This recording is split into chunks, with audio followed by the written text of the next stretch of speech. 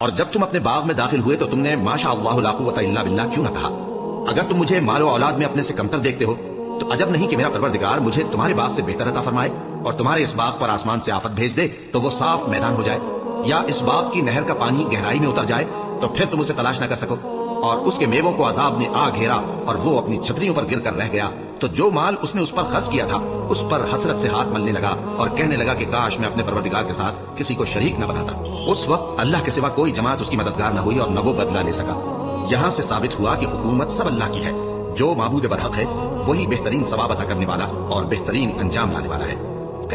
اور ان سے دنیا کی زندگی کی مثال بھی بیان کر دو کہ وہ ایسی ہے جیسے پانی جسے ہم نے آسمان سے برسایا تو اس کے ساتھ زمین کی پیداوار مل کر نکلی، پھر وہ چورا چورا ہو گئی کہ ہوائیں اسے اڑاتی پھرتی ہیں، اور اللہ تو ہر چیز پر قدرت رکھتا ہے۔ مال اور بیٹے تو دنیا کی زندگی کی رونق و زینت ہیں، اور نیکیاں جو باقی رہنے والی ہیں وہ ثواب کے لحاظ سے تمہارے پروردگار کے ہاں بہت اچھی اور امید کے لحاظ سے بہت بہتر ہیں۔ اور جس دن ہم پہاڑوں کو چلائیں گے اور تم زمین کو صاف میدان دیکھو گے اور ان لوگوں کو ہم جمع کر لیں گے تو ان میں سے کسی کو بھی نہیں چھوڑیں گے، اور سب تمہارے پروردگار کے سامنے صف باندھ کر لائے جائیں گے، تو ہم ان سے کہیں گے کہ جس طرح ہم نے تم کو پہلی بار پیدا کیا تھا اسی طرح آج تم ہمارے سامنے آئے، لیکن تم نے تو یہ خیال کر رکھا تھا کہ ہم نے تمہارے لیے دیا، اور اعمال کی کتاب کھول کر رکھی جائے گی تو تم گناہگاروں کو دیکھو گے کہ جو کچھ اس میں لکھا ہوگا اس سے ڈر رہے ہوں گے اور کہیں گے ہائے شامت، یہ ایک ایسی کتاب ہے کہ نہ چھوٹی بات کو چھوڑتی ہے نہ بڑی کو، کوئی بات بھی نہیں مگر اسے لکھ رکھا ہے، اور جو عمل کیے ہوں گے سب کو حاضر پائیں گے، اور تمہارا پروردگار کسی پر ظلم نہیں کرے گا۔